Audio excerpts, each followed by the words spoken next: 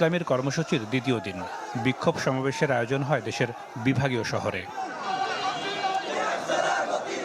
ময়মনসিংহে মিছিলে যোগ দেন দলীয় নেতাকর্মীরা, যা শেষ হয় নগরীর টাউন হল চত্বরে।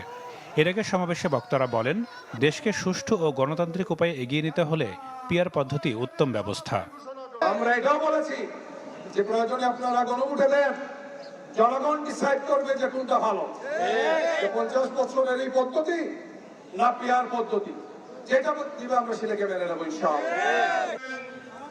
একই দাবিতে সমাবেশ হয়েছে সিলেটে। বিভিন্ন স্থান থেকে নেতাকর্মীরা জড়ো হন নগরীর রেজিস্ট্রারি মাঠে। এ সময় শীর্ষ নেতারা বলেন, সংস্কার জামায়াতের এজেন্ডা নয়, এটি জন আকাঙ্ক্ষা। দ্রুত জুলাই সনদের আইনি ভিত্তিও চান তারা। সরকারকে তার প্রতিশ্রুতি বাস্তবায়ন, জুলাই আকাঙ্ক্ষার বাস্তবায়ন, বাংলাদেশের জনগণের আকাঙ্ক্ষা বাস্তবায়নের জন্য